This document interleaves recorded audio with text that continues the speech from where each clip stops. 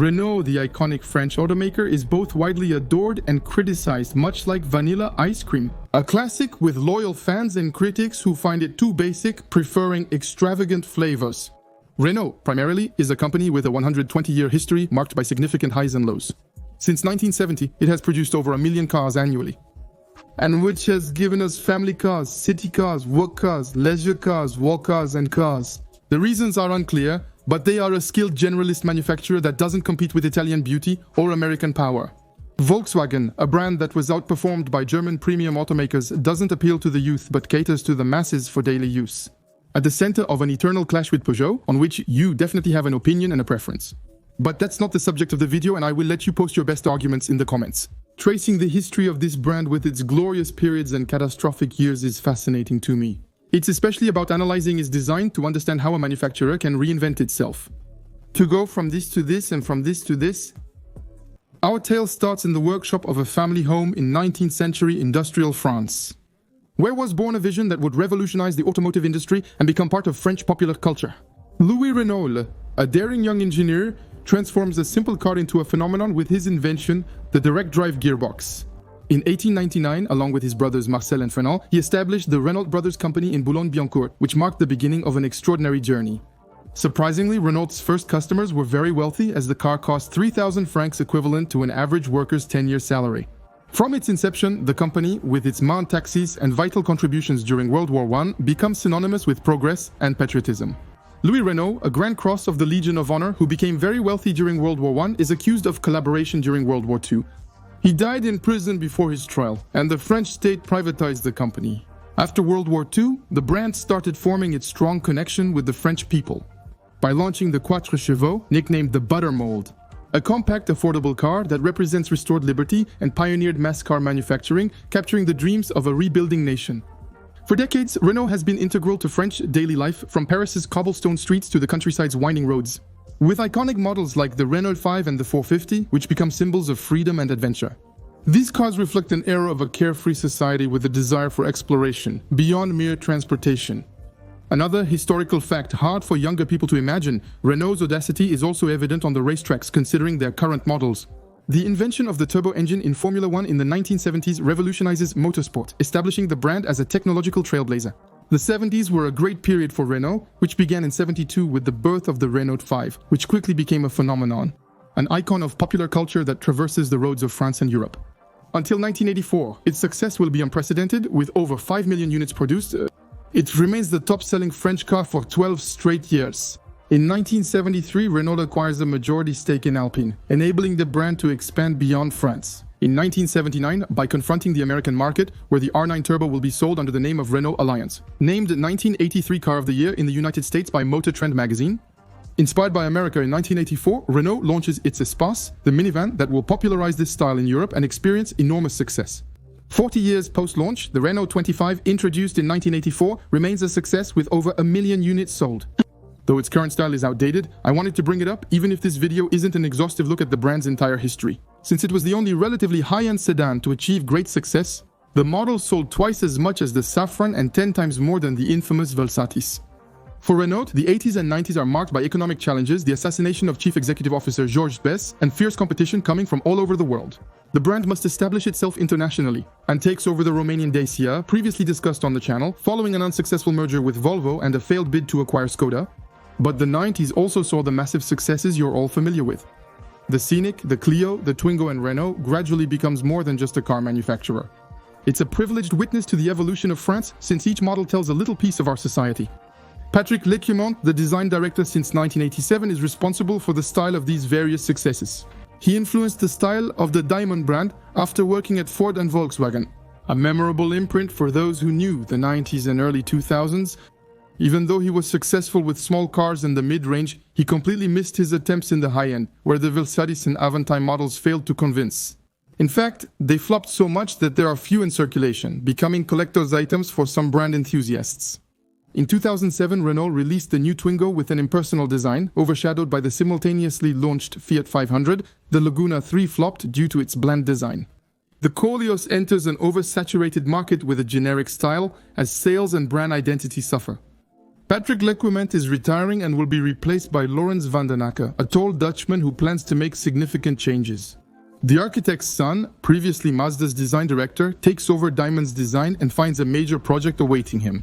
And he has the responsibility of giving a whole new breath to Renault. This will be done with a completely rethought design identity, which he presents with a simple story. Imagine that you are taking a plane for a long journey. You have the choice between the Mondrian airline and the Kandinsky airline for a plane trip. The square and reassuring side of Mondrian will certainly be more important than the crazy side of Kandinsky, which goes in all directions. However, Kandinsky company could have very high safety statistics, potentially even higher than Mondrian.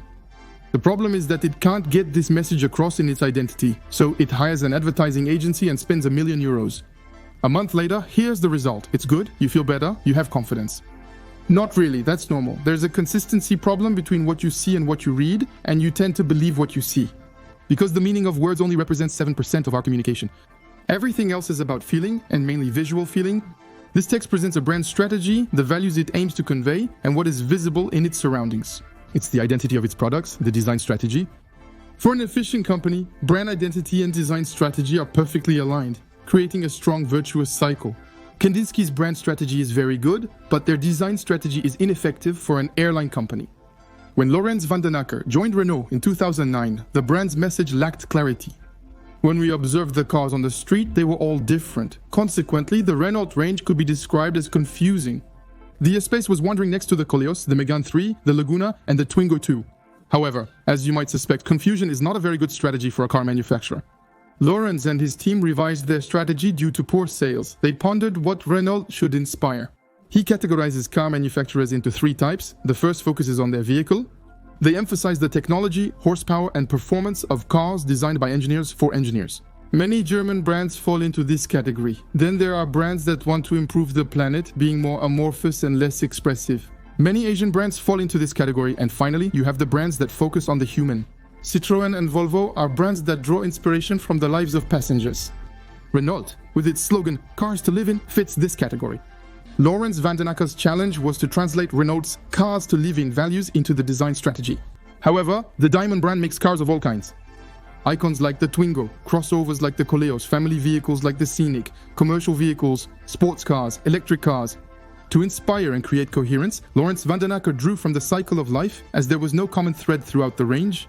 Life begins with falling in love, represented by Renault's iconic cars. After finding love, you yearn to explore the world, symbolized by their crossovers. Everything is going well. You want to start a family and you will have vehicles for the family. Obviously, reality hits you hard. You have to work, and Renault has what it takes.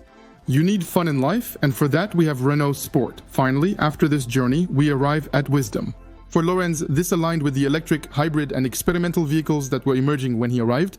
He created Renault's renewal design strategy around the life cycle, linking the models together. But most importantly, to connect with each customer type, which is crucial for a generalist manufacturer.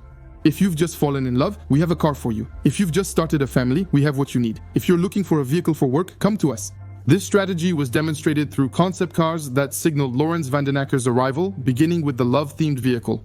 Love at first sight is not necessarily very intellectual, it's very instinctive, and it's often very visual. The designer tackles the brief he gave his team for this first concept, Letitia Casta on 4 wheels. This led to the release of Desire in 2010, the first concept car. I've discussed it in other videos as it's the concept car that impressed me the most at the time. Departing from Renault's previous designs, we embrace a voluptuous language with a deep red bodywork, the color of passion. A 2-seater sports car that tells a love story since falling in love isn't done in threes. The car has goosebumps, like when you fall in love. It has unconnected rings on each side, as it hasn't been one yet. The doors open in various directions, and sitting inside feels like being on a cloud. The car, fitted with 6 million red LEDs, illuminates and pulsates like a beating heart. Many small details that convey a narrative and establish the consistency Renault lacked. Then came the Capture concept, an open crossover to discover the world in pairs with luggage. Then the concept related to the Airspace family for parents who are still in love, with the aim of renewing the image of the Scenic of the time. The car in which parents drive their children had become much too bland. This resulted in a minivan with more sensual lines and inside, romantic for parents and playful for children. In fact, to show that the parents are still in love, we have the detail of the back of the seats that are connected.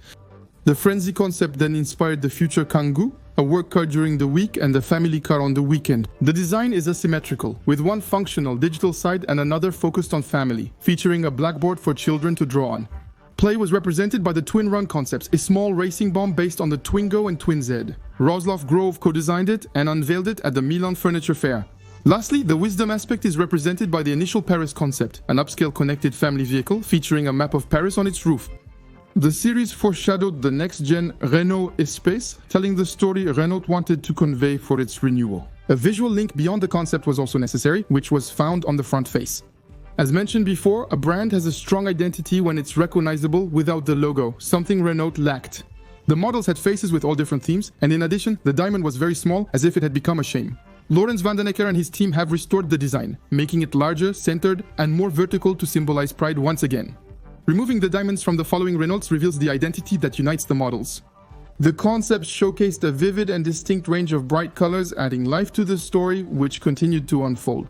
A second, more experimental loop of prototypes followed as the industry's challenges and transformations accelerated. And it was necessary to rethink the use for the brand of cars to live in.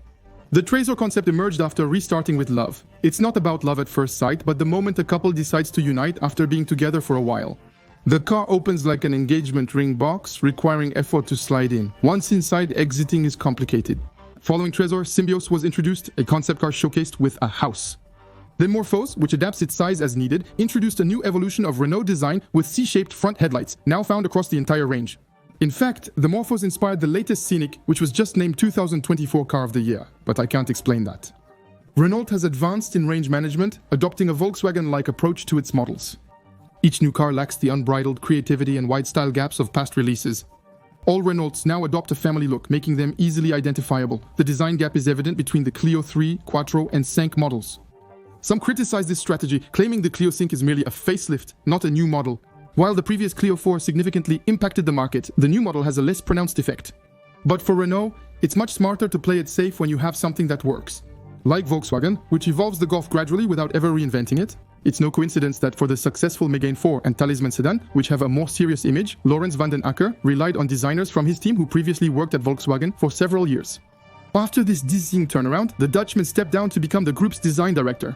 Gilles Vidal, who had revamped Peugeot, joined Renault, replacing his predecessor and breaking an unspoken pact between the two automakers who usually avoided direct recruitment from one another. The new design director is gradually putting his mark on the manufacturer's identity by bringing in several designers from the Lion brand to his team. With a more assertive side echoing his work at Peugeot, we can anticipate the direction Gilles Vidal will take in the coming years. And especially by the will of Chief Executive Officer Luca De Meo, who arrived after the Carlos Ghosn affair, the brand will focus on vehicles with stronger character, especially neo-retro, by reviving old models. 50i, the Quattro 50, which was presented in the form of a concept car, and of course the R5, which has just been released and has generated a lot of buzz. So yes, it's an electric, you can like it or not like it, like all Renaults. It has a strong identity and brings a breath of fresh air to the industry with its warm design and bright colors. So, where most electric cars are sleek and cold, the R5 brings us sympathy thanks to its style, in which we recognize the spirit of the 70s icon. Speaking of neo-retro strategy and the 70s, you may have noticed that the brand has evolved its logo to return to the mythical diamond designed by the Hungarian artist Victor Vasarely, which adorned the brand's vehicles from 1972, starting with the R5. The loop is therefore closed. Given the international press and public reception, it's undeniably a masterstroke. Not surprising when you know that Luca De Meo, who took over Renault, worked at Fiat. He is a major contributor to the revival of the Fiat 500, a model that has nearly single-handedly kept the Italian brand alive for 15 years. Will this strategy be profitable long-term? Will the new R5 stay in the limelight for the next 15 years? Share your thoughts on this video and Renault's recent evolution in the comments. Remember to subscribe to the channel, it's crucial. In the meantime, visit appeldefer.com to see the 5 iconic models I've drawn in limited edition. And to take advantage of the 10% discount on your first order. See you next time.